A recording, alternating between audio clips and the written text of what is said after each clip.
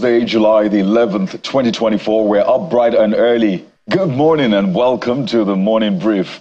I'm Kayode Okikelu. And I'm Jeffrey Ozama. Welcome to the program. As always, we'll keep you company just as you keep us company so we get to understand what is going on in the polity 4 days down the line for the week. What's today's date? 11th of July. How time flies, by the way, guys. Yeah, and it looks like this one is flying really fast. It's World Population Day, by the way. And how many are we? Well, we're two in the studio. We're normally three, but Bukola is under the weather, so not to worry. She'll be joining us soon. But it raises the question yet again. So we do a lot of, well, we're meant to do a lot of planning as a nation. Planning that is at the heart of a success or otherwise of any entity, an individual, a family, an organization, a state, talk more of a nation. But when you plan based on the resources and what you have on ground. So I always wonder, really, how tough it must be for us to plan as a nation with just estimates. You hear the population of Nigeria is an estimated 200 million. Some say, no, it can't be 200 million. What? Do you know what 200 million is? We're maybe 150 million. And some people say, what? We're over 200 million. In fact, the Population Commission says we're more than 200 million. But the point is, they're all estimates. The last time we had a proper census was in 2006. And this is how many years after? Almost 20 years after. And we've not done anything. I know that they're saying we'll do it next year. But don't forget, it was meant to be last year. That's 2023. And it was postponed indefinitely. It was postponed indefinitely. So I always wonder how we plan when we don't even know our population, Jeffrey. I think it's quite sad. I'm not happy saying this, but there are certain basics that we fail at as a country, and it's embarrassing. Just as you mentioned, basics like how many are we? If a country cannot answer that number, that question, how many are we, then it leaves a lot of questions on the minds of people. We can't keep estimating, because how do you even allocate resources? How do you plan for children? How do you plan for women? How do you plan for young people? How do you plan for youth?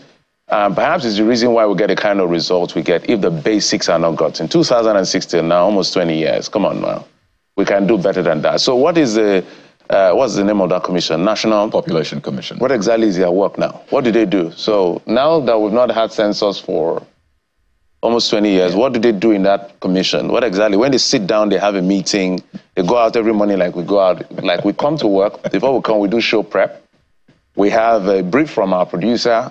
We think about how we're going to approach the conversation, and then we come, we execute, we go back, we do that round every day. So when the Population Commission goes to work, what exactly do they discuss? I'm just wondering.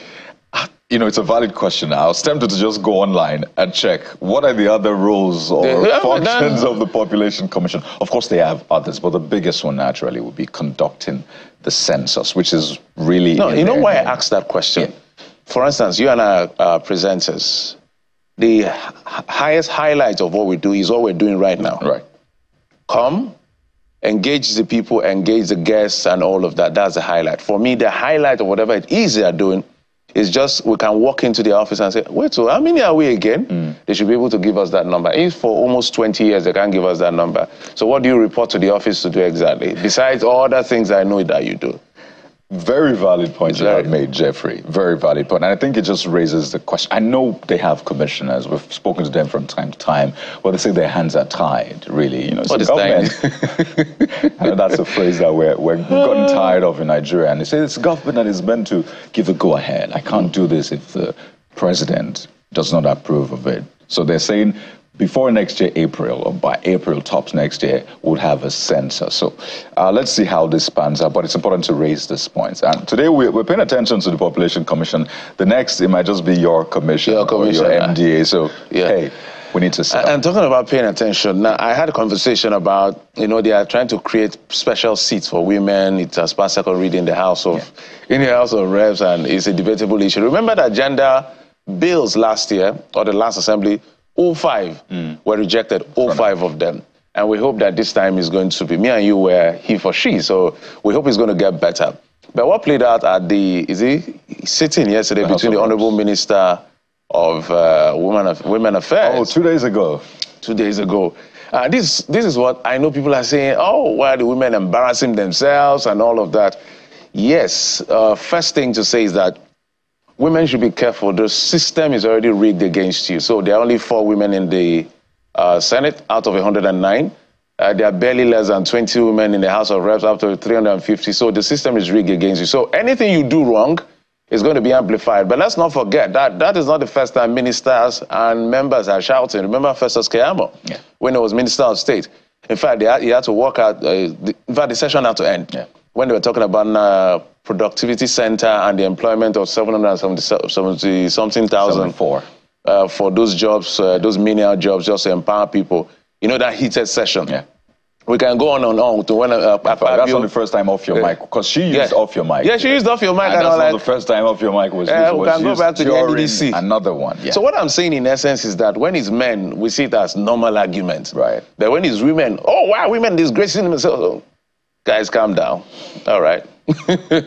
Fair point. Fair point. Fair point made, actually. So just be careful, women, because you know, but some women will say if men can do, they say what a man can do, a woman can do better. So let's just show you how we can do it better. But obviously, things need to be done the right way. And at the end of the day, I think the common goal should be Nigeria. Whether we fight Georgia or War, the common goal should be Nigeria. Never be disagreeable, they say. But what do we have for you on the show this morning? Well, we're turning our attention, not like we took our eyes off the ball, really, but we're staying with the petrol scarcity, which appears to be lingering. The pump price of petrol staying up in major cities, and it's not even available in some other filling stations. And the questions linger. Who should take responsibility, and what's really behind the recurring fuel scarcity? So today we sit down with independent petroleum marketers, and for another day, we take a dive into this sector that has been described as opaque, and we hope to give you some clarity. Well, that will not be all we'll be talking about. Next up will be the issue of the judiciary. 4 years after the Lekki tollgate protest and the shooting by Nigerian soldiers, the ECOWAS court finds the federal government guilty and rules that it violated human rights of some protesters, but ruled that the right to life was not violated. Plus, Nigeria's Chief Justice frowns at multiple court judgments in our court. Those embarrassing ex parte order from courts of concurrent or coordinate jurisdiction, the CJN is not finding it funny anymore, honestly. But that's not all. There's something quite inspirational for you on the show this morning. So we bring to you a man who is employing a rather unusual method to raise awareness about social issues. He's almost literally on the run with his native attire wrapped around him. But today, he'll pause for a moment to tell us why he's running, where he's running to, literally where he's headed, and the inspiring story behind his 37-yard rapper, or as we say, rapper, right? So stay around for the chat with the Worldwrapperman. I like the way Nigerians are doing things and just, you know, creating records and breaking them. Since they don't want to tell us how many we are, we'll tear the Guinness Book of World Records with as many records as possible. That's a good way to look at it. But guess what? We're counting you as a part of the show this morning. Well, by way of our own censor. So you are a part of the show. Join us via social media and WhatsApp. Hashtag CTV Morning Brief. Let us know what the fuel situation is in your area. Are the stations selling? How much are they selling? Have things gotten better or worse? And if you've got any other issue that you'd like for us to put out there, send it our way. Hashtag CTV Morning Brief or through our WhatsApp line. There you go. That is our hand of fellowship, as we say. As always, just join us via that as well. Messages and videos only, no calls. We'll take a break, Coyote. Absolutely. And when we return, we'll bring you the top stories. That's just in about a few seconds, so stay right here. It's the Morning Brief.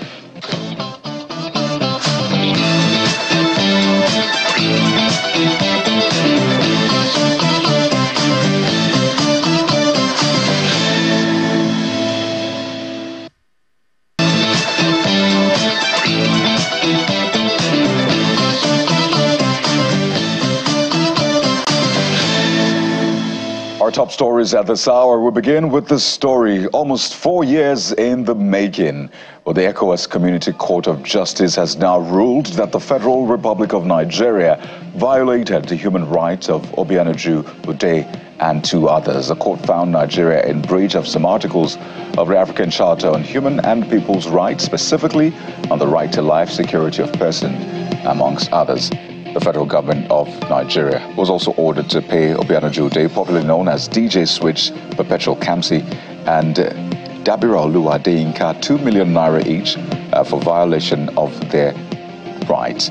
The presiding judge, Justice Kuruma Sengu, who delivered the judgment, dismissed the allegation that the right to life is guaranteed under Article 4 of the ACPHR is violated. Now, this case was taken to court in the aftermath of the EndSARS protests, particularly the events at the Lekki toll gate that saw soldiers shooting at the protesters. Now, speaking of Nigerian courts now, the Chief Justice of Nigeria, Justice Olukayode Ariwola, is warning that judges who give misleading and conflicting judgment will face the consequence of their conduct. The CJN issued a threat during the inauguration of 22 Court of Appeal justices and 12 judges of the FCT High Court in Abuja. Well, he announced that the National Judicial Council has already activated the process of addressing such conduct, which he describes as an embarrassment to the judiciary. And the Supreme Court will today deliver judgment on the suit seeking full autonomy for the 774 local governments in the country. The federal government instituted a suit against all the 36 states of the Federation, and in that suit, filed by the Attorney General of the Federation, Mr. Lateef Fagbemi, the federal government is also asking for an order preventing the governors from arbitrarily dissolving democratically elected councils. Well, also today, the Economic and Financial Crimes Commission, EFCC, is expected to arraign a former Minister of Power, Mr. Salim Ahmed, before Justice James Omotosho of the Federal High Court for 33 billion naira money laundering charges. He will be arraigned on a 12-count charge bordering on conspiracy to commit money laundering and possession and use of known proceeds of criminal conduct. The former minister served under former President Muhammadu Buhari. So big day at the court. Stay with Channels Television for all the updates. But let's talk about other issues now. President Bola Tinubu is calling for review of all planned procurement of all ministries, departments and agencies, especially some major products of the Ministry of Works, in a bid to ensure better budget implementation. Well, this was part of a resolution reached at the Federal Executive Council meeting, which took place at the State House.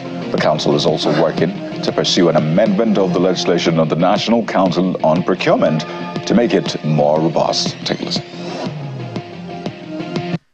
Mr. President has directed that all projects that require additional funding, especially major projects of the Ministry of Works, be looked at once again so that there will be further deliberation on that at the next council meeting. Mr. President directed that a good basis for performance, especially when it comes to infrastructural development, is to ensure that we have a solid procurement act in order to avoid corruption and also stem the tide of abandoned projects. Well, it appears the Rivers State government is looking beyond the 2024 budget. As Rivers State Governor Siminalayi Fubara says his administration has begun preparing the 2025 budget, which he says will be presented soon. He says the process is ongoing despite calls by the Martin Amewule-led assembly that he should submit the 2024 budget before it. Governor Fubara stated this while addressing a delegation from Eche and Omoma local government areas who paid him a solidarity visit at the government house in Port Harcourt. Well, he told the people who visited to ignore the calls by the Amewule group, saying that they are not legitimate.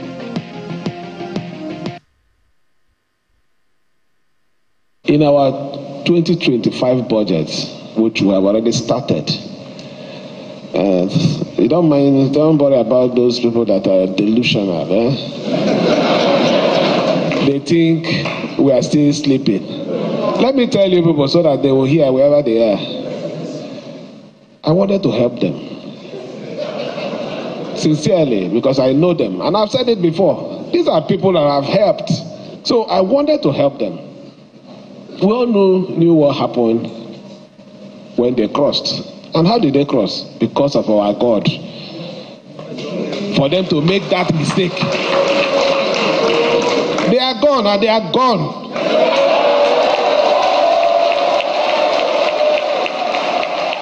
Now, let me tell you,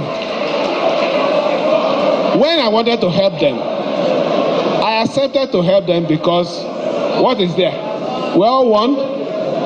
We will disagree to agree. They thought they are smart. What is holding them is the declaration of their seat vacant that was done in December 2023. That's what is holding them. So they think, well, I know they don't know anything. They think I'm like them. We're not doing any budget to nullify that decision. It is what will send them to their villages.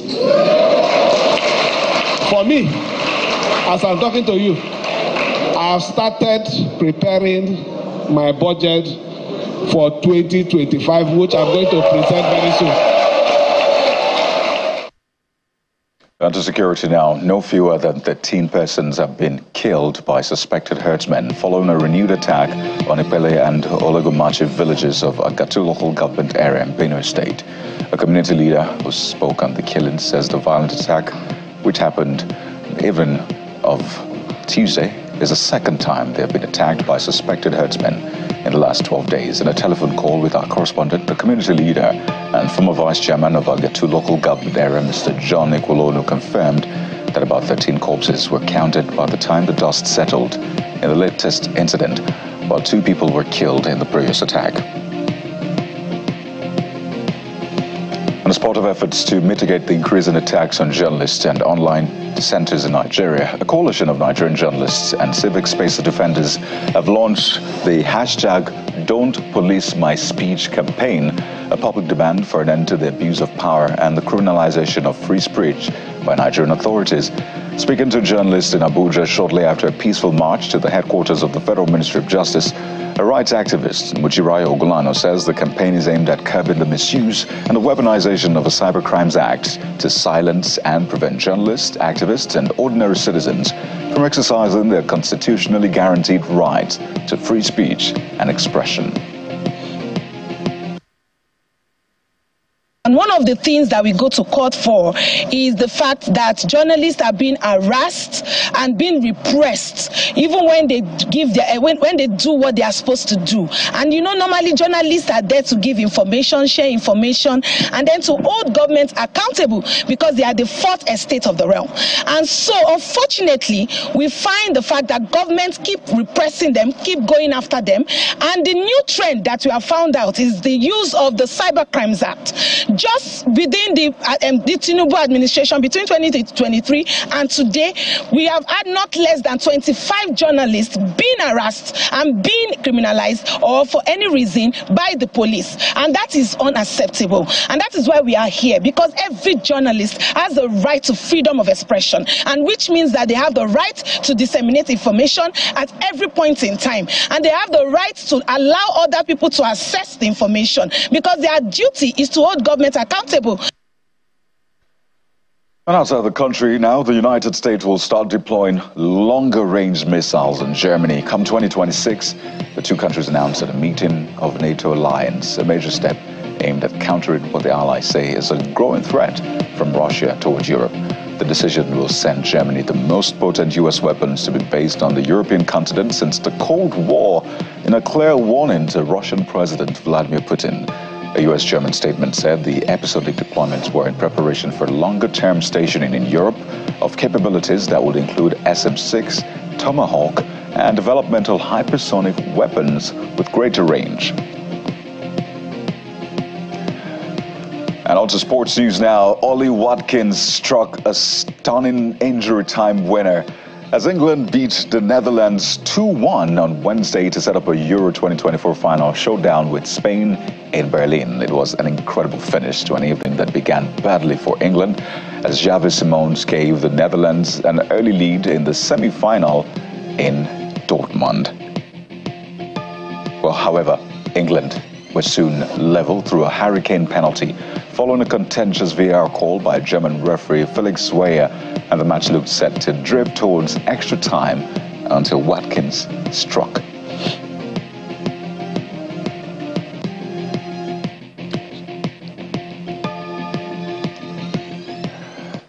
There you have it. Congratulations to England, might I say. So maybe this tournament might just come home, but wait to find out on Sunday. But what are you saying about the top stories? Well, Jeffrey joins me to walk through your comments. Absolutely, I must say congratulations to England, but I would like them to stop singing out "He's coming home" because since they started singing "He's coming home," it never went home. Right, so maybe they should just taper down a little bit, because I know that on Sunday we're not going to hear the last of it. So at the end of the day, congratulations to England. But one of the things I learned from that particular match when I saw the winning goal at the 90th minute is a rule in football. Sometimes you don't need an entire chance, an opportunity to make an attempt. Just shoot it. Yeah. Just try your best. That's what he did. As soon as he got that turn, he just blasted, boom. And the goalkeeper had no chance. And then everywhere went literally crazy. So it was a big one, and congratulations to England. So let's see what they can do against Spain. So whether it will come on Sunday is a big day for that final. So, okay, maybe we'll get to that very first conversation that you've been talking about. So we talked about the drama between the Honorable Minister for Women Affairs, Uju, and then some members of the House of Reps that oversight that ministry over some issues about appropriation and money spent and all of that. So let's take a look at it, and then we'll tell you what you're talking about on X. You have deviated because you did say, yes, there was release of money, and you take instruction from the principal. And there and then, I confronted Permanent Secretary. He said it was not in the known. And I'm still making my statement that you are running the ministry with your minister. Both of you will be I take exception. Don't interrupt, honorable member. Don't interrupt. Don't interrupt, honorable member. Please let her finish. I am not scared to interrupt you. I don't want it. She should withdraw her time down. No, you cannot interrupt. You cannot. Off your mic. Honorable minister should not be accused here. I cannot be accused and I keep quiet. The honorable minister does not want to calm down. She doesn't want us to go to the root of this matter. She's challenging the committee. She's, being rude to even honorable members. And this is very insulting and highly unacceptable. We are going to have a report to the leadership of the House that the honorable minister is not allowing us to do our job. This sitting is hereby adjourned sine die. Thank you very much. Sine die, indefinitely. In case you were wondering what that means. Definitely. So definitely, that's what it means at the end of the day. So, well, let's read what they are saying. So let's not just comment on it. Let's just read what they are saying before we jump on it. Demola says, there's no need for this drama. What the committee needed to do is to trace out where the money is and confront the minister. Things need to be done differently.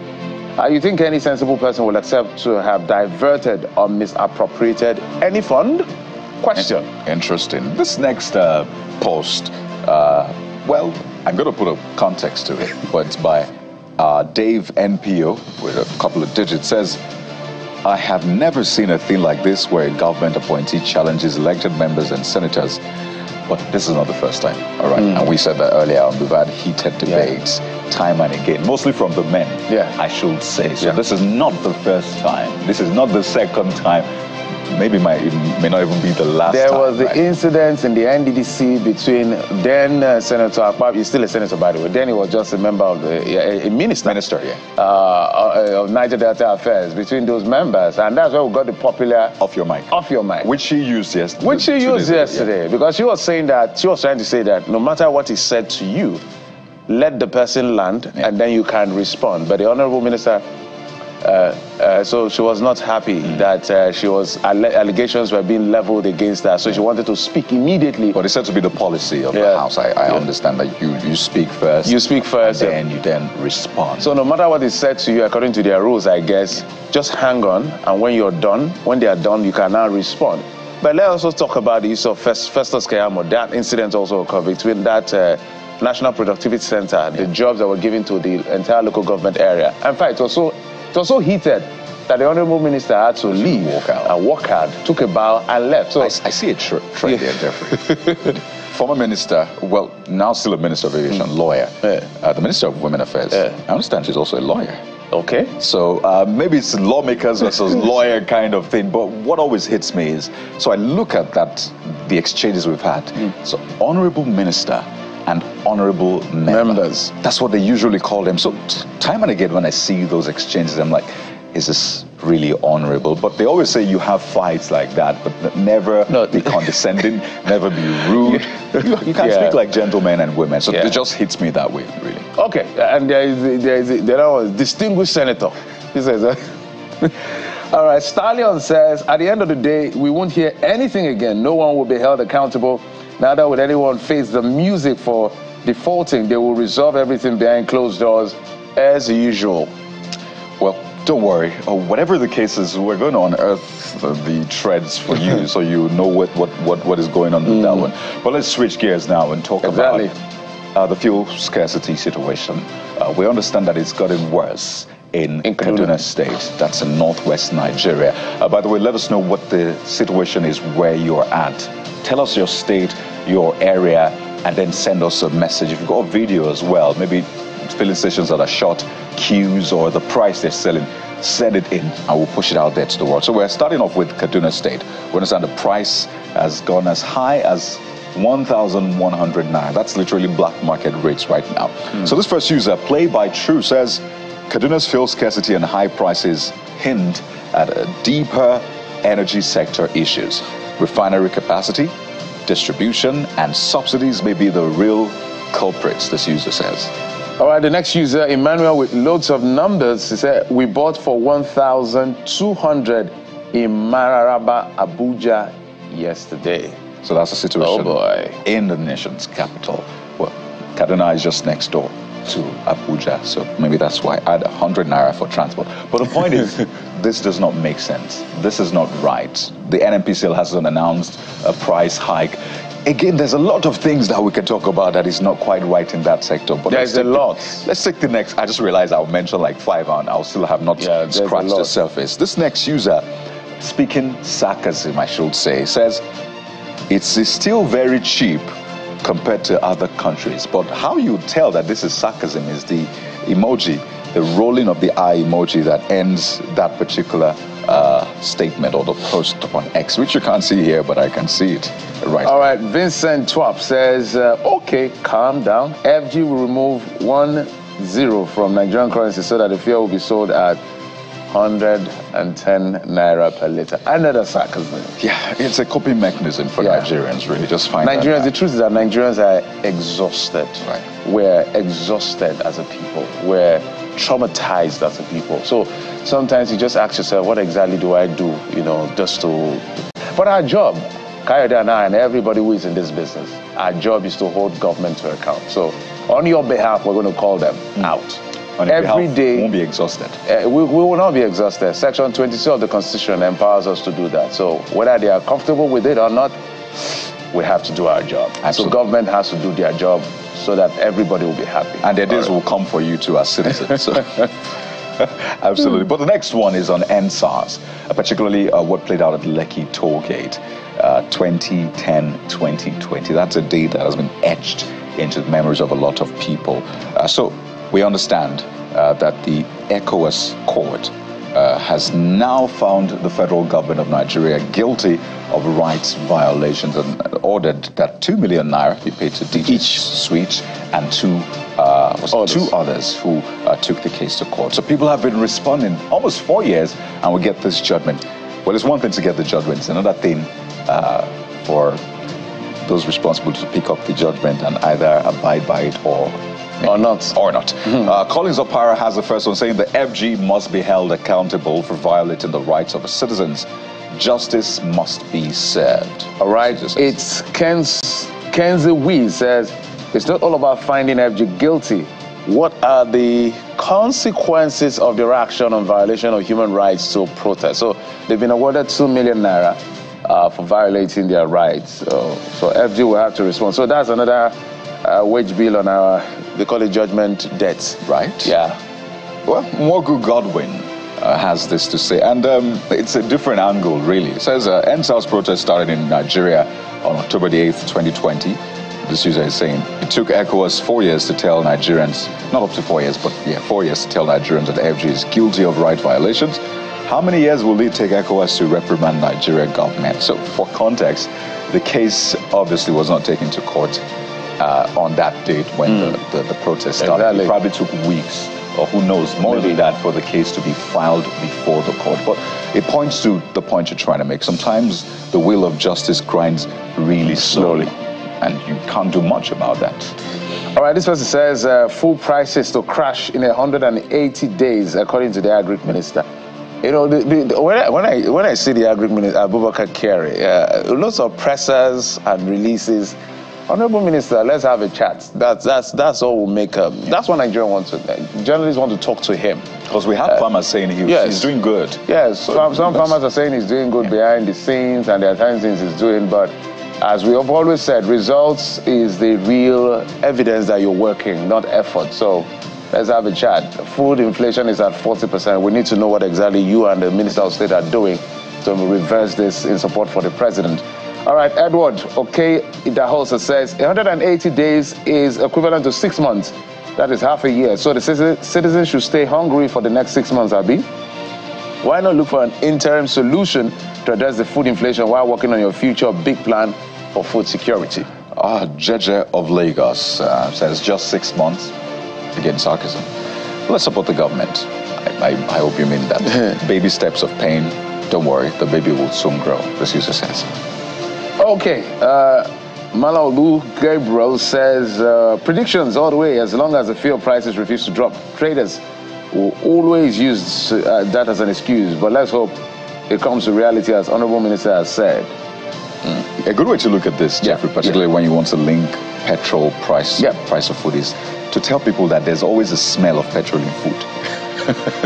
It's actually part of it. So until you tackle that, you would still have high prices of petrol, because the smell of petrol is in food, transporting it and doing all sorts. That's why we have. I think one of the biggest prices. Game changers that the president and especially the governors can do to help crash food prices is take out these agberos on the road, police on the road, the mischievous elements of the police, take them out of the road, because the taxation man, what's his name again? Taiwo Yedele. When I had a chat with him, he said some people transporting food from the north to the south, just those checkpoints and all the levies they are paying to all sorts.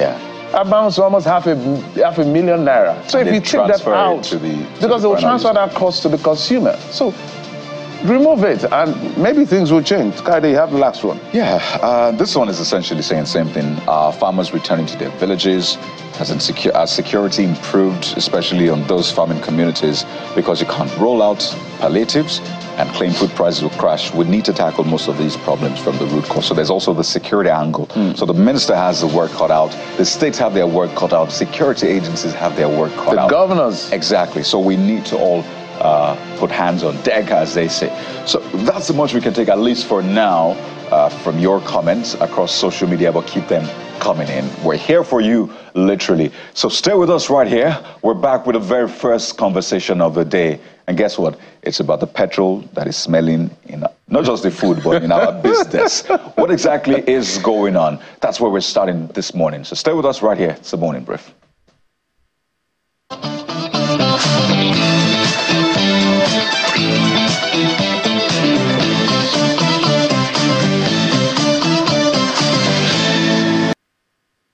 Those are some spots that have deteriorated with the recent rains and flooding. You're very much aware how the where there has been severe in recent times. And like we heard from NMDPRA, there was a gap in ship-to-shore discharge, because when you have thunderstorms, you can't do STS. This is a volatile liquid, and when there are thunderstorms, we have to suspend ship-to-shore movements. And it also affected the loading of trucks at the depots. So we had to suspend all of that during the thunderstorms for safety reasons. And that's why you see this tightness. What we've done, however, is to ensure that we're loading out all through the weekends, and we are mobilizing trucks. Yes, we have the challenge, like I said, of the motorways, the back portions of the motorway. So the turnaround period for the trucks is elongated. But we're doing everything to make sure that we ease the situation. We're getting stations to run for longer. We are getting marketers to collaborate and share stock, so that rather than have a station with 2-3 trucks siding, they can release those trucks to other stations so that circulation is better.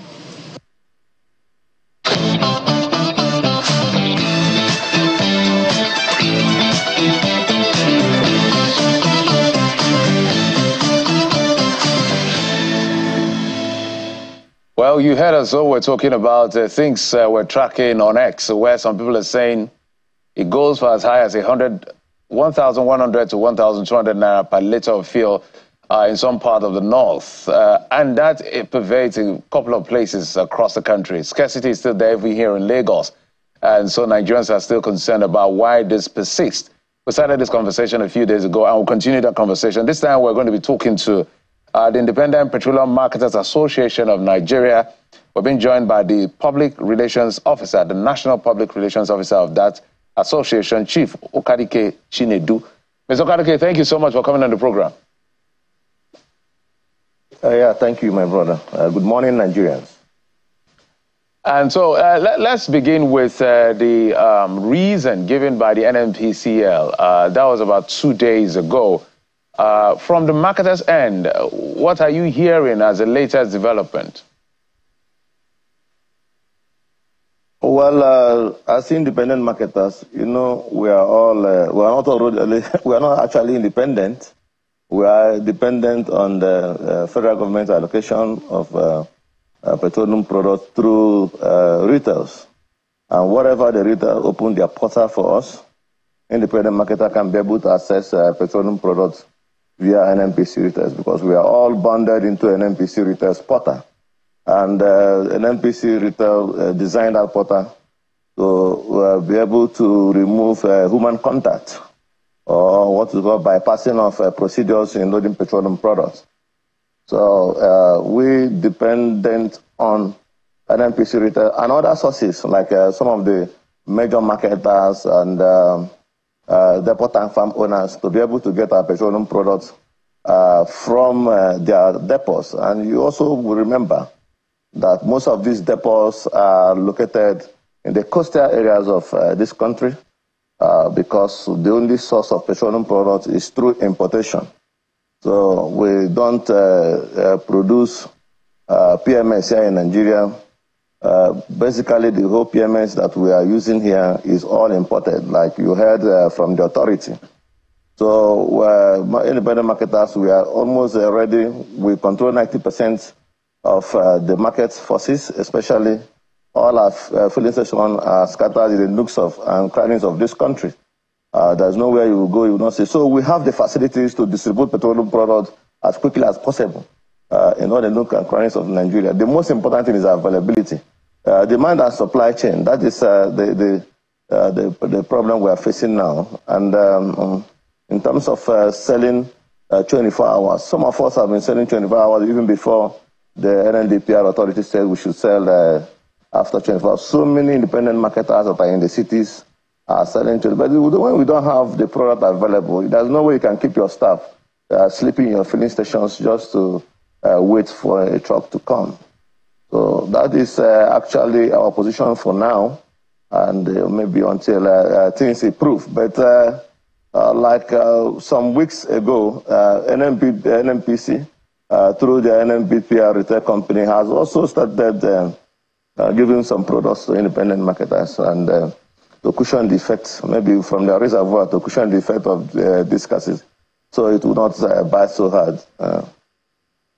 So just to be clear, is the NMPC now providing products as it ought to, or are you still experiencing yeah, they're still experiencing that epileptic distribution, yes, because it's still experiencing that epileptic distribution of petroleum products. The products are not really adequate like the way it used to be before. And it will take tons before it will get to the marketer and not the rest of them. So if the product is available or is adequate, you will find out that we even sell more than 24 hours. We even advertise our stations in the pages of newspapers and the television to ensure, entice our marketers, our customers to be able to come and buy petroleum products. So it's not actually adequate, but it's not scarce. Right. The essence of this conversation is to help Nigerians really understand how this, this sector works and to be able to pinpoint where the challenges are. Because this sector has been described largely as opaque. It's like the more you see, the less you actually know. So tell us, when did this begin, this epileptic supply, if I can call it that?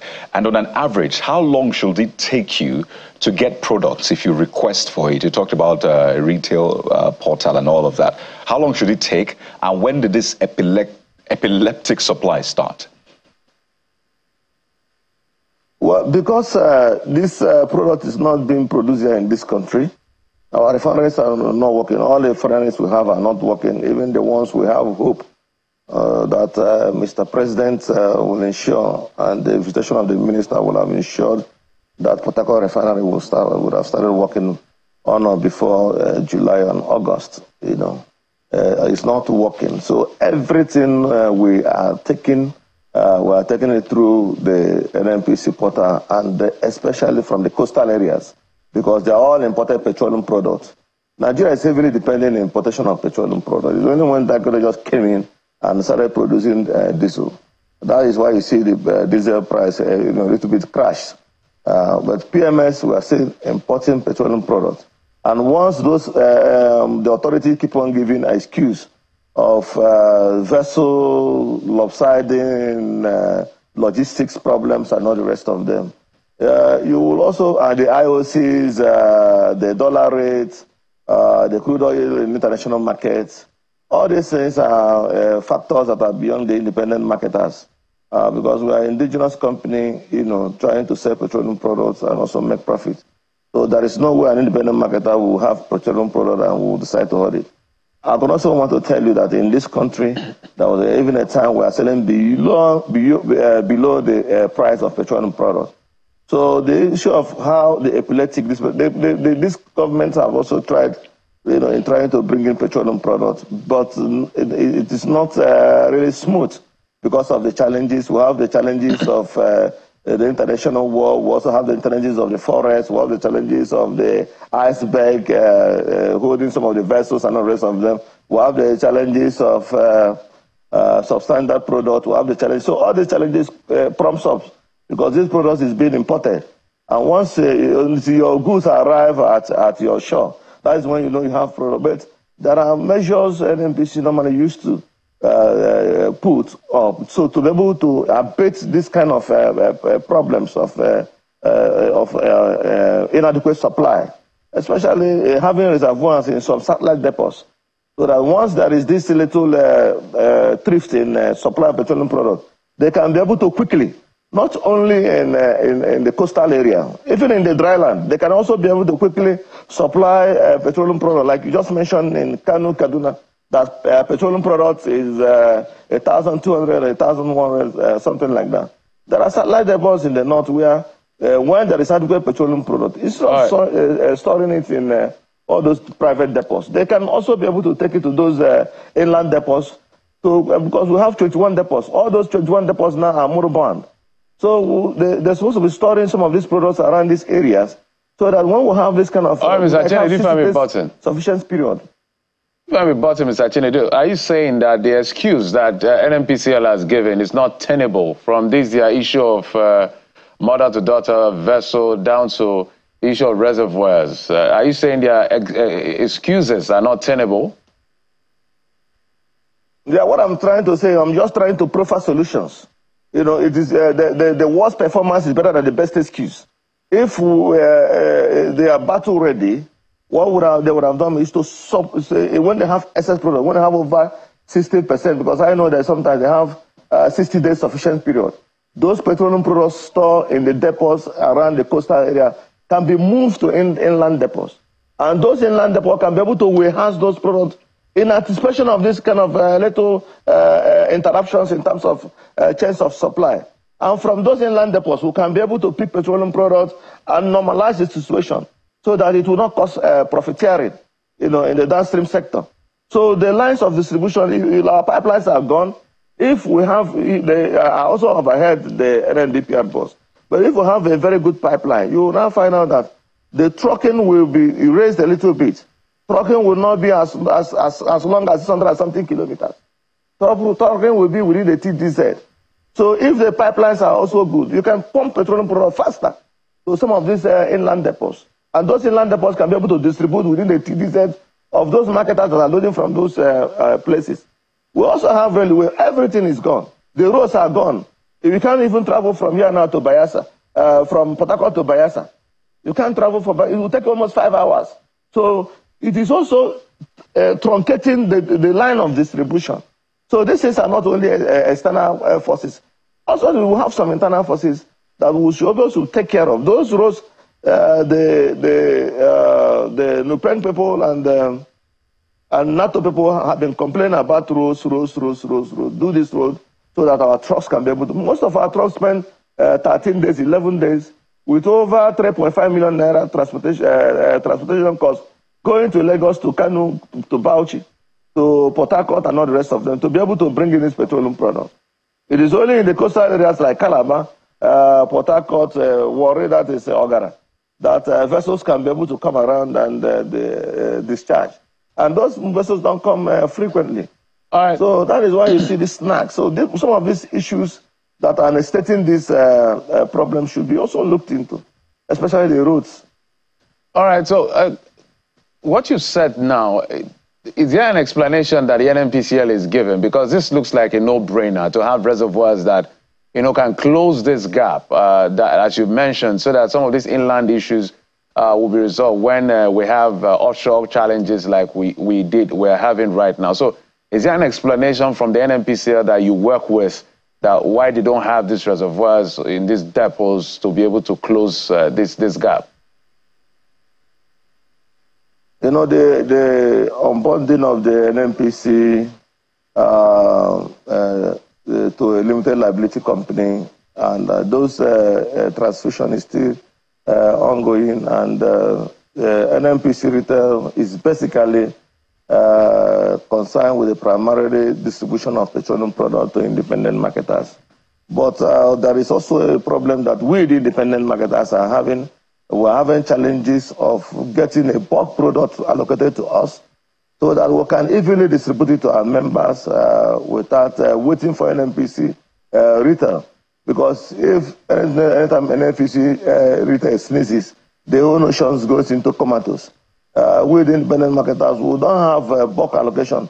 Bulk allocation should not be given to only IPMAN members. Bulk allocation should be given to independent marketers holistically, so that we can be able to also distribute this petroleum product. We have the resources, we have the facilities to be able to warehouse our products and distribute to our members accordingly. This also will also help independent marketers take products to the hinterland. As you are talking about scarcity, you also find out today that some filling stations in the hinterland are still selling without queues. What we have is disparity of prices. Those disparities of people call it scarcity.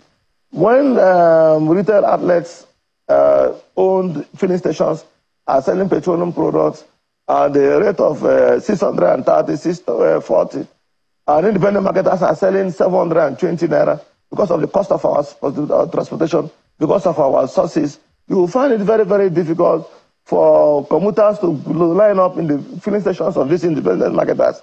This price, the sanity also goes scarcity.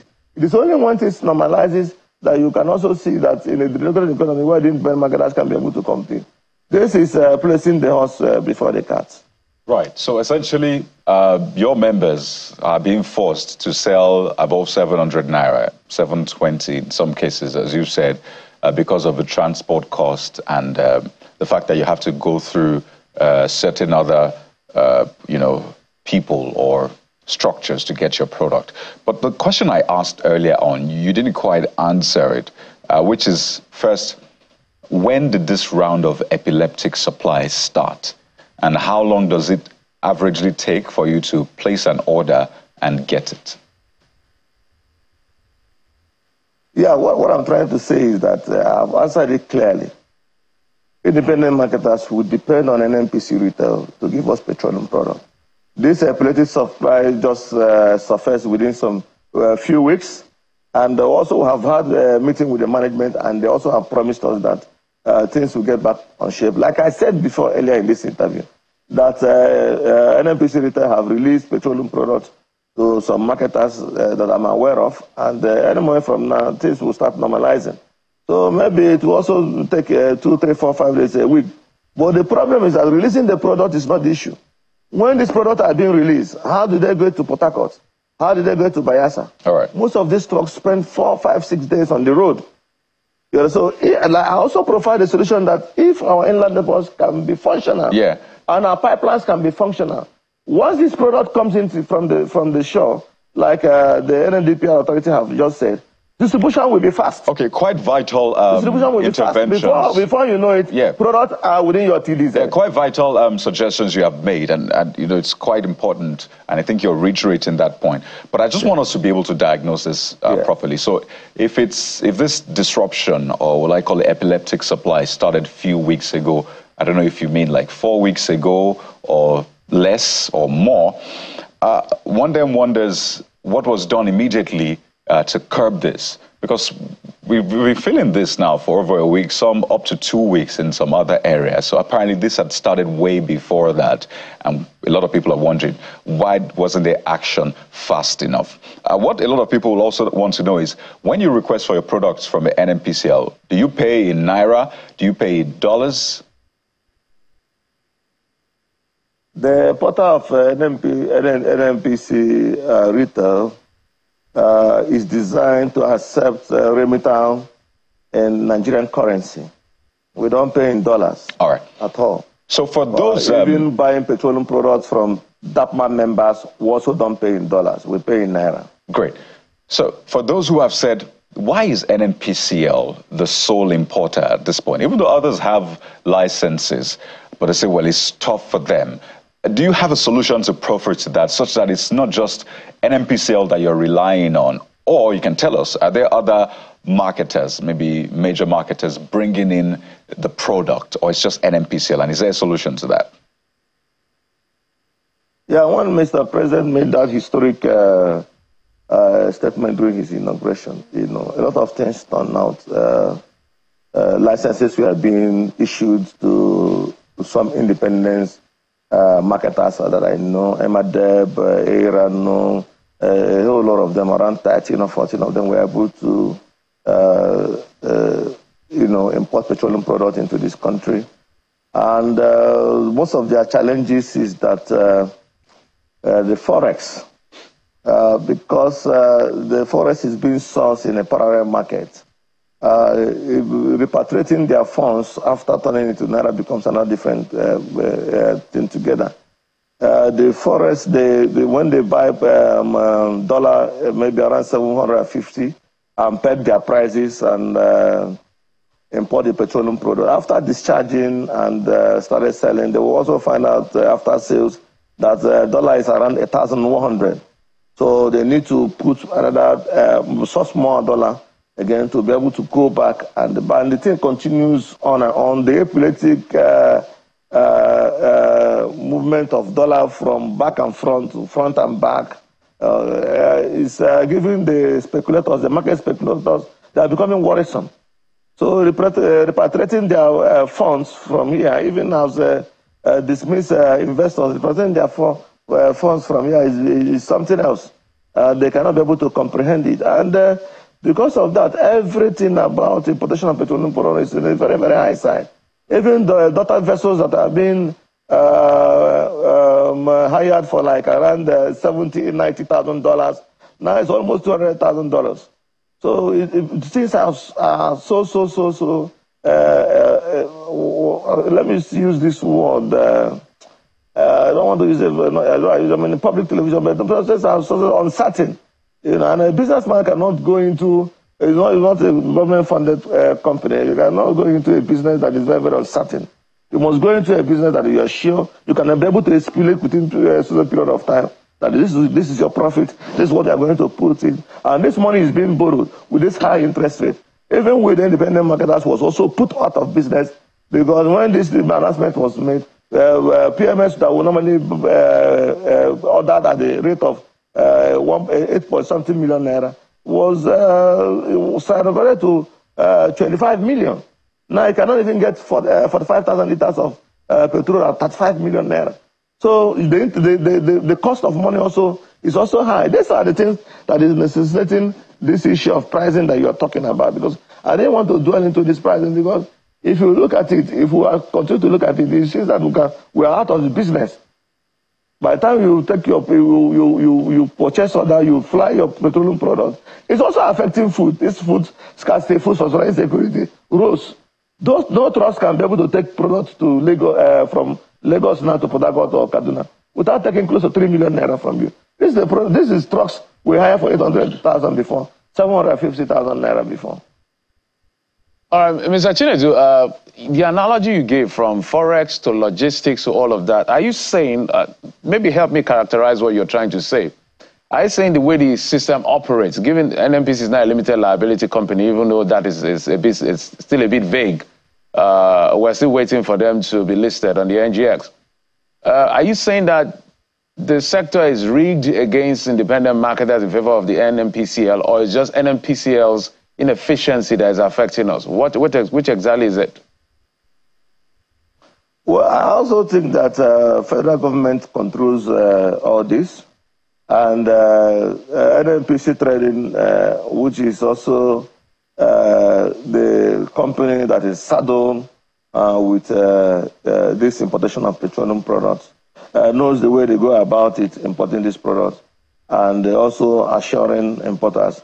Even some few weeks in the news, I also overheard that some of these importers have been owned $3-something to $6-something billion. And they are now saying they are not going to bring in products except those money is being paid to them. So all these things are around the news. And I also believe that federal government should have, provided a committee, set up a committee to look into all these issues and be able, and bottlenecks surrounding the importation of petroleum products and how transparent this process should look like, so that it will enable all these other companies, these big marketers that have gone into this importation of petroleum products, to be able to go back and all the cards will be put on the table. So I'm speaking from the point of independent marketers and also a Nigerian. I've not involved myself into importation, but if actually these things have been opened and independent marketers are giving green light to be able to import their product, like what the airways practitioners are doing, trying to import their jet fuel, we can also import our product if the enable playing gun is given to us. But if you can be able to source dollar and sourcing dollar from the parallel market, by the time you come back, that dollar you source at 1,100 now is 1,000 is either 950 naira. You are in ruins. That means you have to sell off your filling station to be able to continue to be in business. Okay. Well, there's still, for a lot of people, they might say there's still no explanation as to why they're buying petrol for 1,100 naira. The price you have given is top 720. So that's almost an extra 400 naira that people are selling the product. For some others, say 1,200. Abuja 1,200, Kaduna 1,100. So what is the explanation? Again, That is a lot. The gap is a lot. And we've always asked what your impression of the coming in or the expected coming in of Dangote refineries into petrol supply would be. Is that something you're looking forward to? Are you clear about how it would operate? Are you embracing it wholeheartedly, or you're a bit skeptical? So first, why are they selling 1,100 and 1,002, and then the expected petrol from Dangote refinery, hopefully? I have explained all this route before. The market has been deregulated. NNPC is no longer paying petroleum equalization fund, and whatever you buy, you'll be able to build up your transportation cost, which I have told you that transportation cost from Lagos to Brunona is almost 3.20 million naira. Most of our trucks spend almost like 4 or 5 days trying to get to their destination. No, I'm talking about Abuja. Costs are in view. Chief, I'm talking about Abuja and Kaduna, not Borno. Abuja, Kaduna. It's not I'm just taking comparative analysis. Right. All these things are all over, even Abuja and Borno, all over 500 something kilometers from Lagos. Also, I have said it clearly that we'll pick our petroleum product from the coastal areas. There's nowhere you can get petroleum product in the inland area, no. You pick your products from either Lagos, Warri, Port Harcourt. These are the coastal areas where NNPC have tank farms, and private tank farm owners have their tank farm. They can be able to store products. So every product you see in the inland area moves from Port Harcourt, Warri, and Kala. So you have to calculate within that indices. So the person who is buying this product, the market has been regularized, subsidy has been removed. Nobody is equalizing petroleum product. Unlike before, there is a petroleum equalization fund, whereby you can be able to sell what you're able to buy this product at the originating depot. No. Whatever you buy the product at the originating depot, you add your cost and sell it in your filling stations to people. And that is why the market is open. People who chooses to go to line up wherever the product is cheaper, they will buy. People who choose to go to buy wherever the product is slightly expensive, they will also buy. The most important is that everybody here wants to, we also understand that petrol is an essential product, but everybody wants to also remain in business. On the issue of Dangote, we welcome the independent marketers, we welcome Dangote's refinery. This is what we have been looking for. All this money being used to pay subsidy. Nigeria, the federal government would have also built a new refinery or revamp all our 4 refineries that are obsolete here and be able to make life more meaningful and easier. I don't know why I will dwell into importation of petroleum products. Why we have refinery? Why we also have the crude oil? Yeah. And when Dangote came, diesel was almost going to 1,700 naira. But once they announced their price of 1,100, marketers were buying. If I can talk to you now, that some marketers are selling 1,200, 1,250. Why not even putting much profit? But once the product is available, because in Dangote the product is available. Once you buy 10 million liters, you will see it given to you. You go and load it. Diesel is everywhere. Even as far back as not now, diesel is around 1,200. So once there is availability, the issue of price, that's the price elasticity. The issue of price will come down. And you will see competition. Everybody wants to say, sir. All right. I must thank you so much, Mr. Okadike Chinedu, National Public Relations Officer of the Independent Petroleum Marketers Association of Nigeria, IPMAN. Thank you, sir, for coming on the program. Thank you very much. I appreciate it. All right, we'll take a quick break, and when we come back, we're going to talk about issues around the judiciary. The Chief Judge of Nigeria, Justice Arola, made some statements yesterday, and of course, the judgment from the ECOWAS Court. We're going to just, aggregate all of them to talk about the state of the judiciary and the way forward. Join us again.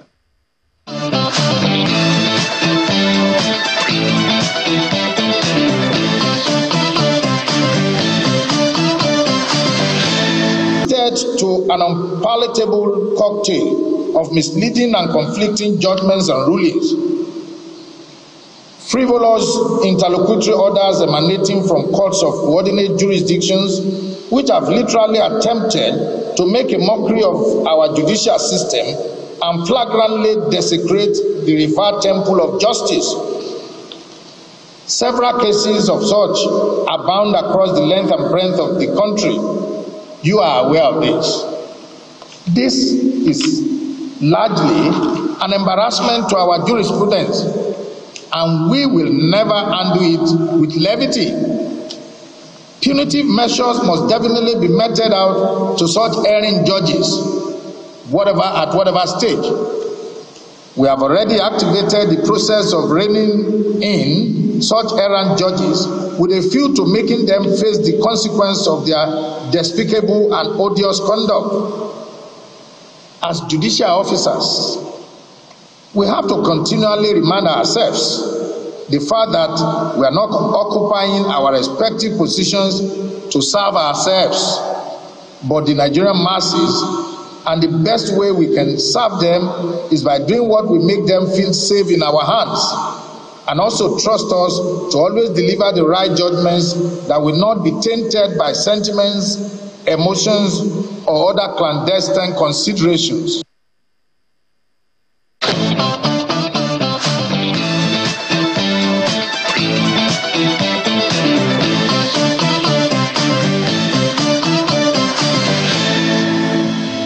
Well, quite strong words there from the CJN Olukayode Ariwola, directed at judges of Nigerian courts. There's been a lot of activities at the courts. Some leaving much to be desired. Some others leaving a bad taste in the mouth. Some others, people say, well, kudos to you. The people, they say, are the ultimate judge in these matters. So let's get deeper into this and what it portends for the judiciary and how things can take a better shape in the coming days. We're joined by Mr. Ibrahim Lawal, who is the chairman of the Nigerian Bar Association Ibadan branch, joins us virtually on the program this morning. Good morning, Mr. Lawal. Welcome to the Morning Brief. Good morning. Good morning. It's my pleasure joining you once again.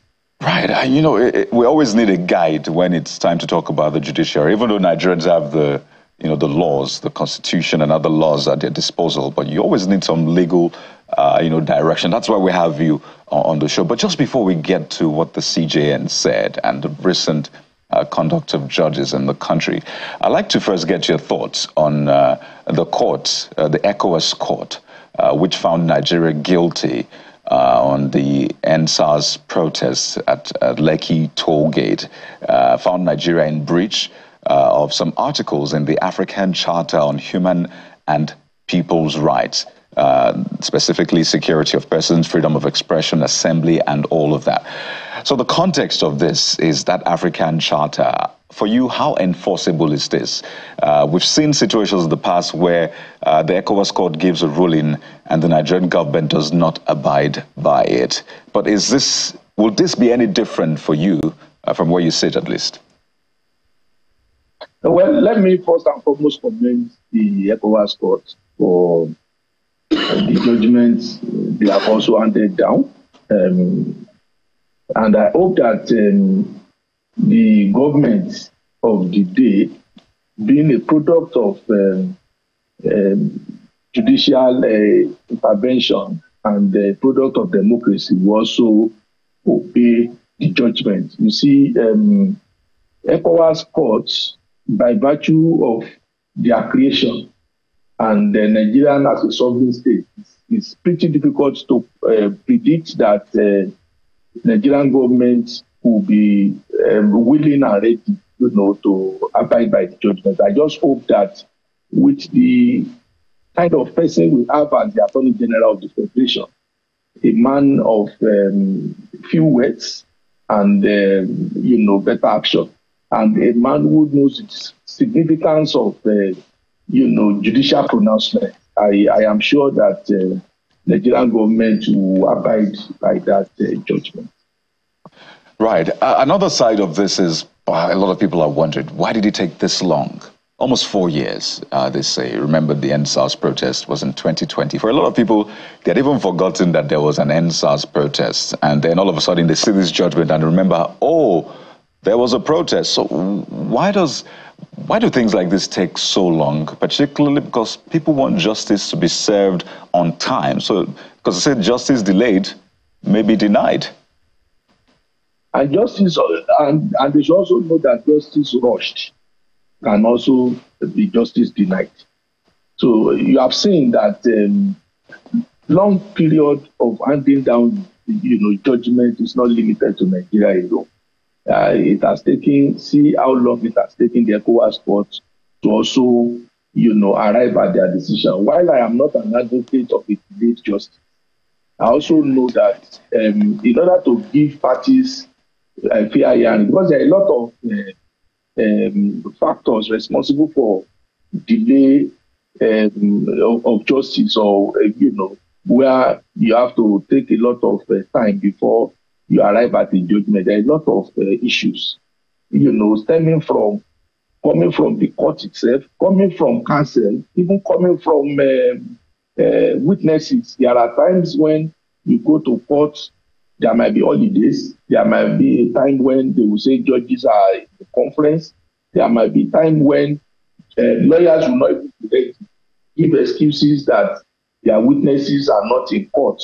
There are times, even in criminal matters, when the correctional centers or facilities will not bring accused persons. So there is a lot of factors that you cannot solely lay at the doorstep of the court itself. So it's a lot of things. But what is important is that at the end of the day, does justice serve the purpose for which it is created? If it is, I think it is better than to rush, a case, and at the end of the day, you cannot make sense of what comes out of it. But nonetheless, I'm also of the view that whatever matters that are before the court should be, expeditiously treated, such that everybody will leave satisfied that justice has been served. And it's also going to show, the length of time and the resources we commit to judiciary. In cases where you have few numbers of judicial officers in a particular jurisdiction, how do you expect, cases to move swiftly? Like in Oyo State now, we are supposed to have not less than 40 judges. We are having less than 20 judges. And these are judges that will contend with a lot of cases that are filed every day. So there is no way judges will be expeditious in handling their matters unless we are deceiving ourselves. Unless and until we come to terms with the reality that our judiciary needs proper funding in terms of resources, in terms of quality of judicial officers we have, and in terms of the supporting staffs that are working in the judiciary. We'll just continue to, cry, for justice, because we have not been able to do what is expected of us to get, justice. All right, Mr. Law, let's now talk about some of the things that the CJN said yesterday. There are a couple of things that the CJN was referring to. We've had incidents where a court in Rivers gave a restraining order. One in Kebbi lifted that restraining order, overturned it. Another one restrained again from Calabar. There was even a case where in the same building in the FCT, Court of Coordinate Jurisdiction gave conflicting orders, one upstairs, one downstairs. We've seen issues where there are jurisdictional overreach when federal high court cases are being heard in state high court and vice versa and all of that. So I want you to speak to this trend that we see, that the CJN had to speak to this particular one, and what can be done beyond speeches and just demotion or restraining from promotion 2 to 3 years. Well, let me say that the situation we find ourselves in the judiciary is worrisome, and I am happy that the Chief Justice of the Federation also appreciates the fact that if care is not taken, judiciary might be going, to extinction by their actions and what have you. And my simple answer to this is that we must go back to the mode of recruitment. The problem with us, a lot of people who have done that toga of being a judge, let us also ask ourselves, most of them, what kind of practice do they have before they are elevated to be judges? Judges who practice and understand practice, who appreciate what we call precedent, and appreciate the fact that you cannot, go and adjudicate on matters that you have no jurisdiction. But a situation where what we have, pardon me to use this, is a paddy arrangement where people that ordinarily have no business being in judiciary find their way, into that, hallowed seat. You discover a lot of infractions you see. So, to me, if you want to address this issue, we must look at the process of appointing and ensure that only those who are qualified, who have, evidence of good practice, are appointed as judges. Even when they are magistrates, these are people who have good reputations as magistrates, are elevated as judges. We must do our background check very well. Integrity matters in appointing judges. While I am not saying that those that are there don't have integrity, but the reality is that there are some that all of us know are question marks. And secondly, if you want to, stand this tide, we must, as much as possible, be serious with our disciplinary process. Most of the time, the punishment that we give to any judge are, to me, a slap on the wrist. We do not, if somebody has done a despicable thing, there's nothing stopping the NJC from removing that person as a judge. Outright sack. When you know that if you have put up so many years in the judiciary, and you will not want to toy with it, when you know that the sanction against you is enormous. But when we see the recent past, they snap in the wrist, and that's emboldening a lot of them to do what is not, expected of them. And we must not limit it to judges. Even lawyers who file frivolous cases, when know that a court does not have jurisdiction, why do you have to, steer that kind of controversy? There must also be a punishment, even for lawyers. Lawyers should be able to advise his or her clients appropriately using the law. Most especially, judges must adhere strictly to the doctrine of precedent. If we follow precedent, if all judges follow precedent, law will be certain. You can predict the outcome of the judicial process. But what we have seen in the recent past is the refusal of a lot of them, to follow judicial precedent and thereby commit judicial rascalities. And so beyond lambasting them in the judgment, the effort must be made to also let them, see the consequences of not adhering strictly to lay down precedent. It is very important to adhere to our judicial development. If we want to be serious as a people, our judiciary, beyond the call for proper funding, we must be interested in those who become judges in various jurisdictions. Mr. Lawa, what do you think is responsible? Is it impunity or, as you said, no strong action in terms of reprimand that makes a judge sit over issues beyond his or her jurisdiction? So this is what we've observed as lay people, onlookers. So they bring a case to the judge and they seek relief and all sorts.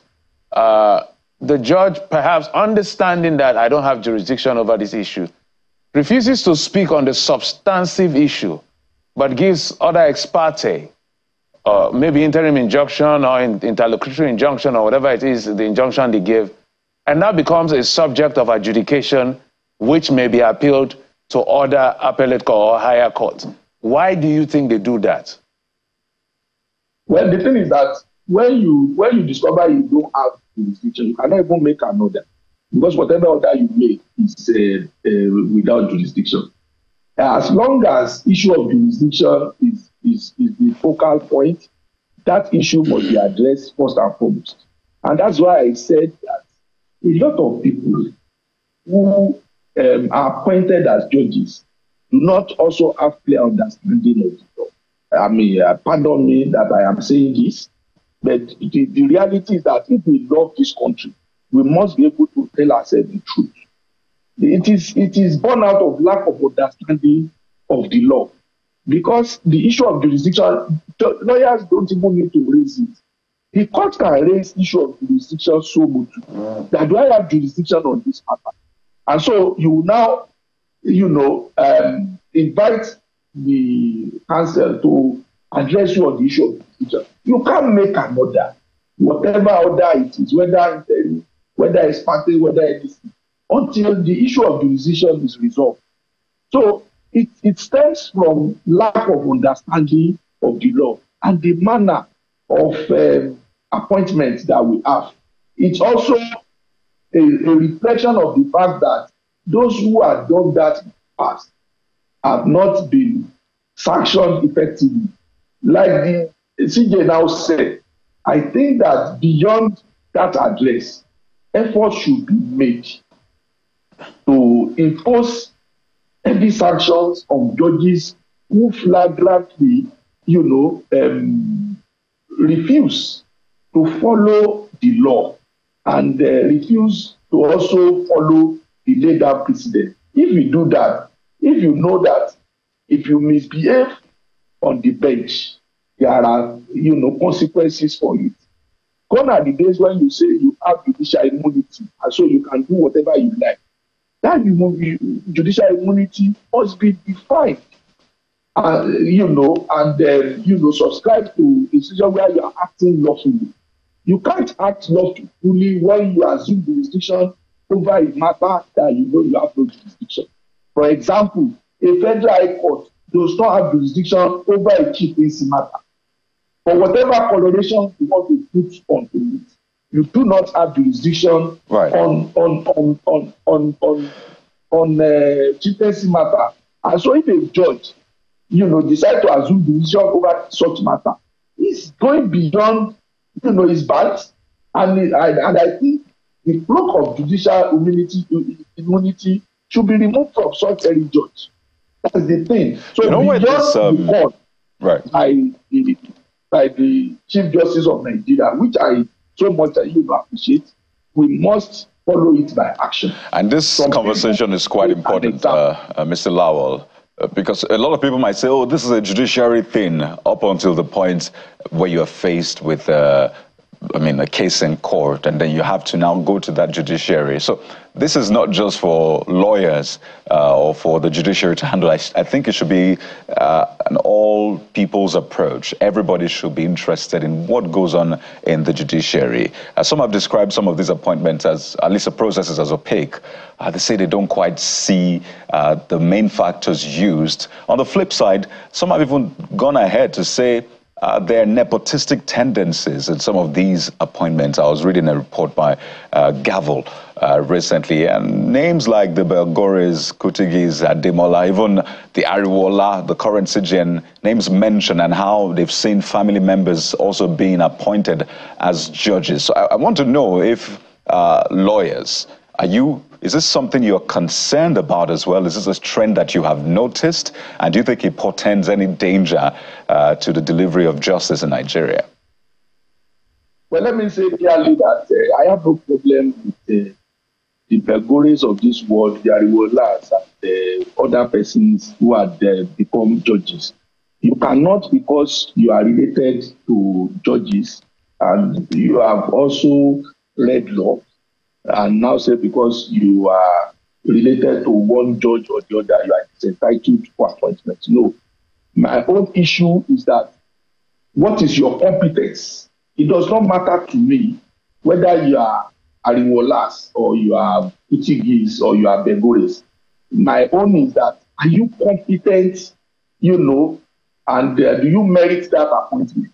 Those are the things. It's not about, it's like, telling my daughter who is studying law that he should not be appointed because his father has been a lawyer. That would be taking it too far. But our own is that whoever that wants to be a judge must have the competence, must have the practice. Even if it wants to be elevated from a magistrate to a judge, we must make sure that those that we are, putting forward as judges are the first class in their own rights. So who then decides if they are first class, Mr. Lawal? The issue we have as bar association is a situation where people will just interpret the constitution and say you just have to be 10 years at the bar. We have seen cases where somebody who is a trader, but because he was a lawyer for 10 years ago, appointed as judges. We have seen somebody who works elsewhere and become a judge. Those are the things we frown at. It is not enough that you are qualified because you are more than 10 years or you are 10 years before. We must know what has been your contribution to you. So, Mr. Lawal, who then, and I think it takes me to my next point, pardon me, Mr. Lawal. So who then decides who is competent, Mr. Lawal? It takes me to the next question. Who then should decide who is competent? Do you see clearly how that decision is made as to, okay, this person is really competent? Is that something you are seeing that is being at least done thoroughly? Well, like I said, in the appointment of judges, the bar supposed to, participate actively.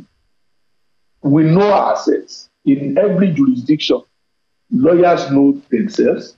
They practice together and they appear before magistrates and some judges. And lawyers should the bar should be given opportunity to comment honestly on the suitability or otherwise of any persons that are put forward for appointment. And such comments should not just be advised. More often than not, the bar will give comments on the character of certain persons, and the NJC will still go ahead to appoint such persons. It is not good for our system, and that's what we are saying. In fact, in some cases, comments of the bar will not even be sought before appointment. And those are the things that are, contributing to the low standard of judgment we are having in our various courts. So for us, as far as we are concerned, we know ourselves. We know those that merit that particular position and have been denied over the years. We know those by virtue of being they know and become judges who have no business of becoming judges or magistrates. In fact, the worst aspect of it are the magistrates. You would marvel when you see a lot of people at the magisterial level who have no business being there in the first place. And more often than not, most of them graduates to become judges and even, judges of Court of Appeal and even Supreme Court. So we need to be fair to ourselves. We need to involve more the bar, and the bar itself should also be bold enough to say it the way it is. Yeah, we also have cases of some people who represent the bar, if I'm a button, the truth. If I'm a button, the ability of that right of the person that are appointed. If I'm a button, as we begin to wind down, so two questions in one. Do you think the NBA is living up to expectation? Let's even use the leadership of Yakubu Maikiu, SAN, for instance. I know the other day it was literally reprimanding either his colleagues or Nigerians, I don't know, talking about how they use one brush to paint the judges, and that not all judges are corrupt, that the number of judges that are complicit in these allegations of being found wanting in character and in integrity are quite infinitesimal compared to the larger population of judges. That's on one hand. So is the NBA checking the judiciary enough as it should on the one hand? On the other hand, do you think that the NBA, the judiciary itself, should experience some reform? Because the CJN is sitting literally on every level of the institution in terms of chairing NJC, chairing this and others, don't you think that should be unbundled at some point so that to give, spice and variety and fairness in terms of making decisions, just like you alluded to, that sometimes the bar may be saying, no, this person may not be qualified, but they may go ahead to appoint the person. Well, like I said, when you talk about the MBA is a working group. I must confess to you, and we have seen, performances of various leaders of the MBA. But the truth of the matter is that, we operate within the law. The law specifies what role each of, the bodies will play. As far as we are concerned, the law made the head of the judiciary as of today is Chief Justice of Nigeria. And what we need is sincerity of purpose. If you have a Chief Justice of Nigeria who is sincere and knows what he wants to do and love judiciary, as the interest of judiciary at heart, what will be paramount to him is the competence of those that will be appointed. What our president said, yes, if you look at the numbers of judges that are complicit in this kind of things that we are talking about, they are quite few. But that few numbers are giving the judiciary a party. And why should we even have any numbers at all that will embarrass the judiciary? And that is why we are saying that our process of appointment should be looked into. Right. The bar should be given enough room, to also participate in the process. Look at it. In the appointment of judges in the state, the bar does not have a role to play. What you have is the GSC, the Judicial Service Commission, appointed by the governors. So the governor has the prerogative to appoint his friends, even when they are lawyers, and they are answerable to the governor. So they do the duties of the governor. Really. But if the law is done in such a way as it's done in NJC, the bar has representative in NJC. Why can't the bar has representative in GSC? But Mr. Lawal, the deep issues you have raised at state level. Right, and it's not just at the federal, even the state levels as well. So we have a job of work for us to do as a nation. Well, all eyes on the Supreme Court today is to see how it rules on the local government autonomy. So it's also a big day for the court. But we'd like to thank you so much. We've been speaking with Mr. Ibrahim Lawal, the chairman of the Nigerian Bar Association in Ibadan branch. Thank you for your time on the program. You're welcome. It's my pleasure. Thank you. We'll take a moment now, and when we return, well, you call it rapper, but here in Nigeria we call it rapper, and we're speaking with a man who is tying that rapper, but more importantly using it to point attention to social issues, and he's always on the run. But today we've paused him for a moment, so stay with us. It's going to be an interesting conversation with the Worldwrapperman.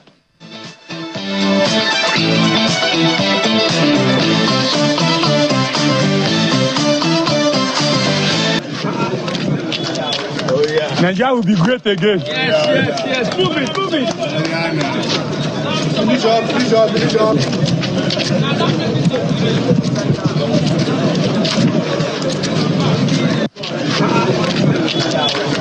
Nigeria will be great again. Yes. Move it. Finish up.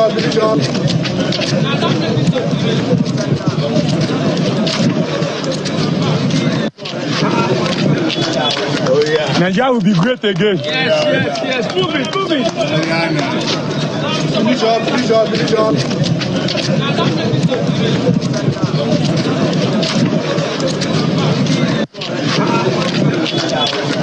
Nigeria will be great again. Yes. Move it. Finish up.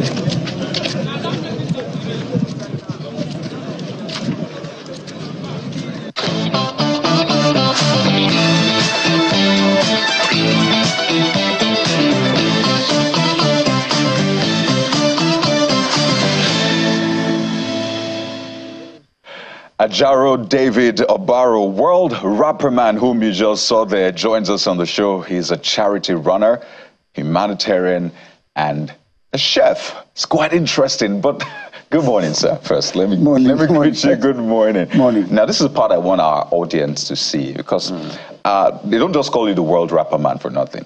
You come through with the rapper. By the way, he's rapper in this part of the world, not just rapper. And that's what you see. It's not rapper. Rapper is arrow. This is W. Exactly, and we call it rapper. We call it rapper. In Pidgin. In this part of the world, we don't. Okay, can I speak Pidgin?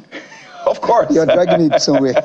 So this is what you see. That rapper is actually from him all the way round. And he had done a world record. Yeah, I created a world record in 2004. Right.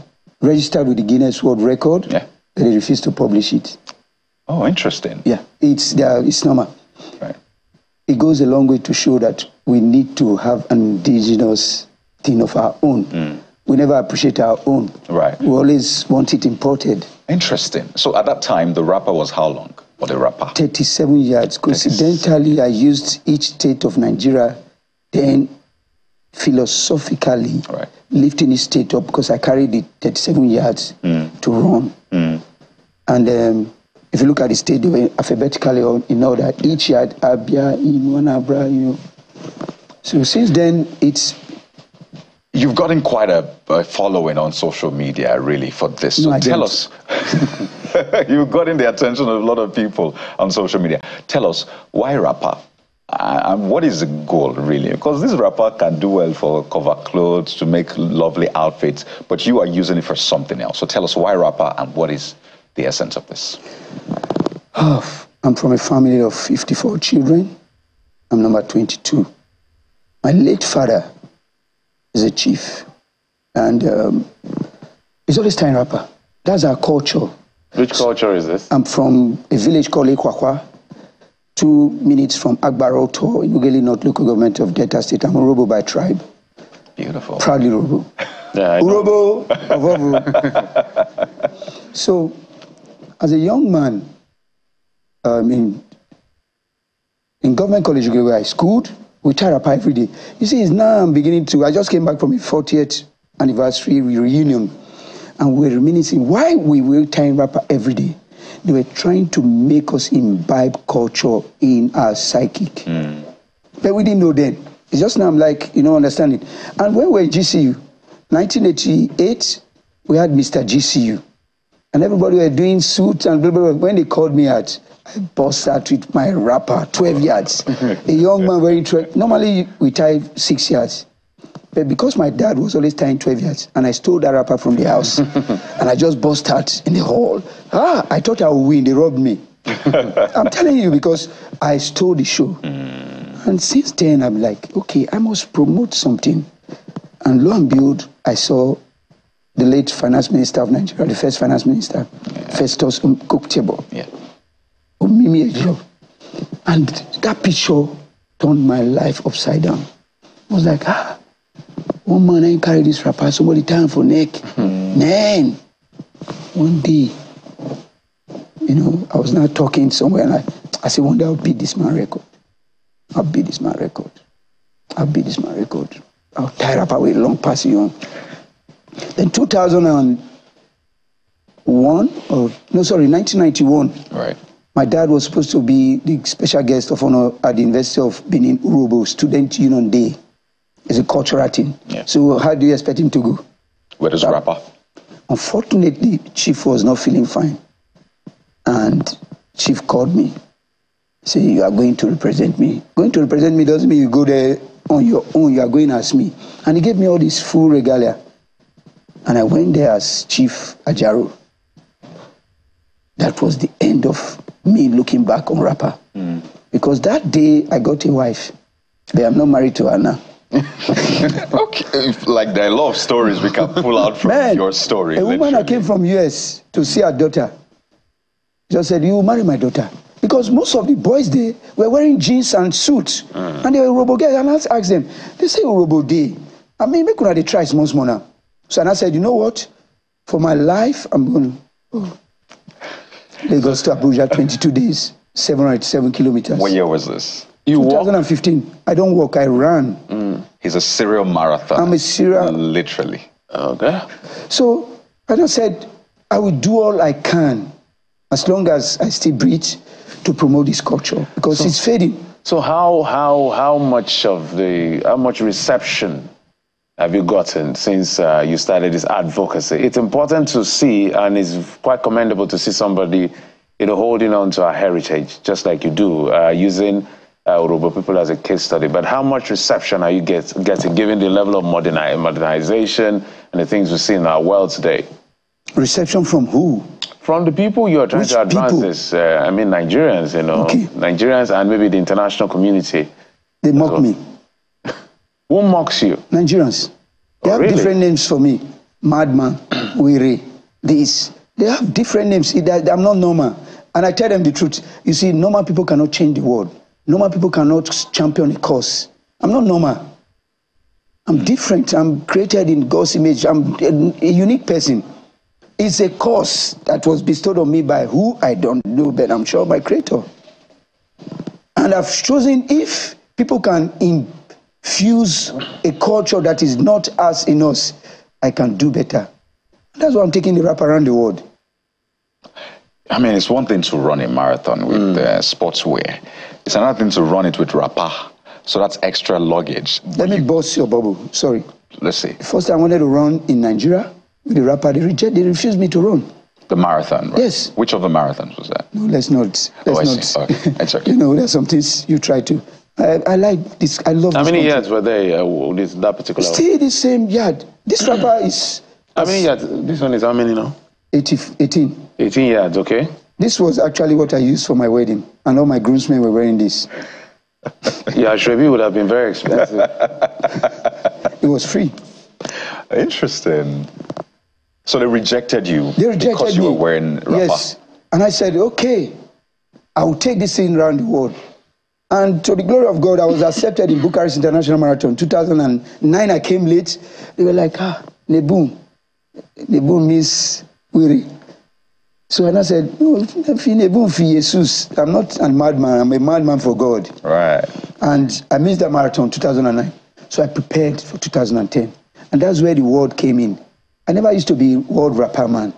It's just Rapperman. I say Spider-Man, Monkey Man, whatever. Okay, I'm trying rapper now. Spider-Man, me, I'm Rapperman. So when I got to Bucharest Marathon, they were doing registration. And I said, he said, what's your name? I said, Jared David Obaro. He said, you're trying to rap. This was, I said, well, I'm Rapperman. Oh, say then. I said, but we can't call you Rapperman. We've not seen this before. Why don't we just say Worldwrapperman?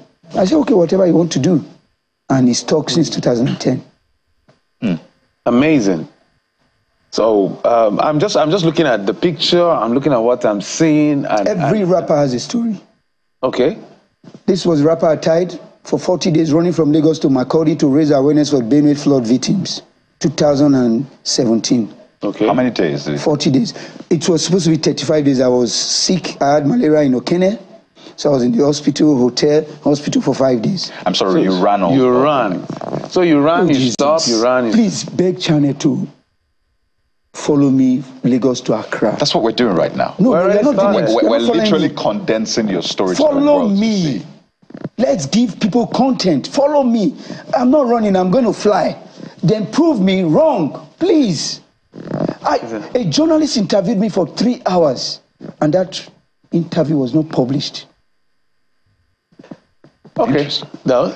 Well, I was just going to speak to what you're fighting for, some of the issues you're raising. Well, the truth is, I'm not ordinary. I'm spiritual. Okay. I don't just carry curses on my head. People have led me with money, let me not say, do this for us, do this. I cannot do it if I don't get order from where the order comes from. So what are the causes you're taking on? I know you're taking on hunger, you've talked about flooding, and why this cause? Oh, sorry, you can say. Okay. Piracy. This is why I ran from Lagos to Onitsha, 18 days, 655 kilometers. To end piracy? Yeah. It's in collaboration with Nigerian Copyright Commission. Okay. This again, how do people receive me? Not one person in the creative industry appreciated what I did. I don't need your money. Not even the people within your ethnic nationality. No, this don't bring ethnicity to it. We're talking about Copyright Commission. This goes encompasses entertainment, creative industry. And why did I pick on the course? Some years ago in Nigeria, my copyright was stolen. You're a rapper? No, I'm a creative person. Right. I studied fine and applied art. I studied photography. Right. I did a project, I considered a project called Running Nigeria. What I intended to do was just go around Nigeria, take pictures of tourist sites and compile them into a book and begin to distribute free outside Nigeria, not inside Nigeria, to just tell Nigerian story. And somebody in government said I should bring it when President Obasanjo was still president. President Obasanjo handed over me to the person. Then Minister, let me go, the Minister for Information, Chikelu. And Chikelu stole my project, contracted it to CNN. CNN came to Nigeria to do that project without me being involved. I saw them in Arugunga and I saw Jeff Konange. And I told Jeff, I said, this is my project. I conceptualized this now, I have everything, the evidence. The only thing I did not do then was to patent it. And Jeff told me, pop and plain, that you can't work with you. You go talk with your government. Well, Chikelu is not here to... I just called his name because I know he should defend himself. I'm still alive. So what more should we be expecting from you? Because, like, okay, you're doing this piracy, you've done hunger, you've done flooding. I say you're very spiritual in your approach. I just finished planting 130 trees, and that's going to go to a million trees. I'm going to plant 1 million trees in Government College. We just started on Saturday. 130 is already on ground. Without calling names of any organization for whatever reason, of course, you know, do you have like funding? Do you get as much funding as you should? No. Funding, unfortunately, I'm funding my project with my Children's Trust Fund. Why? Because I know they will benefit from it when I'm gone. And that's why I put my life into this. Pioneers get distracted if they are not focused. And if you don't know what you're doing, if you're not called to do what you're doing, little things will distract you. Rapper is my life. I'm a rapper. I tell people, I say I'm a rompreneur. So I remove rapper from it. Why? Because I want to encompass a lot. So I sell my steps today. I have a pedometer here. And that's why people don't understand. They see me run every day. They say, why are you always running? You know, there are some things you don't say on there so that some things will not happen to some things. But I need to run every day. I need to make minimum of 10,000 steps daily. And if I'm running, if I sell one step, the money goes directly to the cause I'm championing. So it's just a win-win for you. You're doing it for yourself. You're doing it for the public good. So far, I'm not doing it for myself because I've never benefited from it. I'm saying the running. The running is good for their health, we must say. So it's like a win-win on different levels for you. Your story is quite interesting. So you've never, I don't know when you started. You said 40 years ago. I started running in 1985 as a cadet. So you've never won any other thing aside rapper since then? The only race I ran without rapper was a race organized in Nigeria by one telecom company, the first race marathon in Nigeria.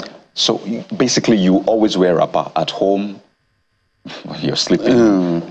Is that you always wear rapper or you tie rapper? Or you tie rapper? Right? Tie rapper. I have suits, but I can't remember when I wear my suit. I have jeans, I do. Let me break it again. It's expensive to wear this rapper every day. The logistics involved. So if I don't have the money, or if I'm not in the mood, I switch. I'm an artist. There's a question that crossed my mind now. How much, have you reached out to like your state government in Delta? Now we have Sheriff Oborowore as a governor. Maybe thinking of things like maybe a rapper carnival, since you already, you know, a pioneer in this direction. Are you reaching out to the government as much as you should? You said we shouldn't call names. No, this is government. So this prophet is not accepted in his own. In his own. He's not celebrated. Bless you. You are here. I'm a journalist. In 2015, okay, let me just put, when I created another world record, I did another world record in Nigeria here by running with the longest rapper, 23 yards, from Lagos to Delta State, 12 days. We spent 2 weeks in Asaba waiting to see government, paying bills. What year was this? 2015. 2016. That's under Ifeanyi Okowa? Yes. I saw the commissioner for sports, Okowa too. He received me. Take me to governor. I'm not going to meet the governor to give him money. I have a passion to, because if you go to, not Delta State, that's why I say don't call it, Nigeria. Right. Our culture is fading with the winds. Okay, that's why that's why when you said I had to ask that question, that was Ifeanyi Okowa. Now it's Sheriff Oborore. Maybe you can try. Maybe now that you've said it, I will go to Asaba. If I spend 1 week, give it a try. If they don't see me, I'll still come back. This prophet should be celebrated in his home, not just Delta State, Nigeria, Africa. They are watching, so that's why we asked the question. So you should start from Delta State. I think it's brilliant what you do. I have a rapper at home too, so. Then I'll invite you for one of my runs. Look forward to it. When are you starting the Lagos to Ghana? By the grace of God, whether I get sponsorship or not, if God wakes me up on the 1st of October 2024, fantastic. I'm on my way to Accra. What a fantastic time to start its Independence Day. So just as a question, okay, independence. So what's the reason for going to Accra? Hunger. Hunger, I'm fighting hunger. Okay, across the sub-region? Sub-region. Okay. I actually wanted to cross the whole West Africa and so. Okay, let me bust your bubble again. I wrote letters. 10 seconds. I wrote letters to more than 20-something agencies, including the 3 embassies along the way, Benin, Togo, Ghana. None replied me. There you go. Minister of Foreign Affairs, nobody replied me. Lots of things to chew on from what you've said. We're happy you're here. Yes, and that's why we're shining light on the work you do. We wish you the very best. Thank you for the work that you do. They may call you mad, but they've called other people mad, the greatest people as well. So I think it's a compliment. More than what Napoleon could not do. Thank you very much, Ajaro David Obaro, Worldwrapperman. His name actually means when you run, you take a rest. No. Ajaro means Adaje Karo. That means when you run to a certain stage, you take a rest. You take a rest. Not my name, that's my surname. That's your surname. Yeah, Thank you so much for your time on the show this morning. So I wish you the very best once again. Whew, there you go. So we have to check out our rapper collection and just... Definitely. Never look down on what you have. God has given it to you for a purpose. Thank you so much for being a part of the show. Sunrise Daily is next. I'm Kayode Okikelu. I'm Jeffrey Uzama. Bye-bye.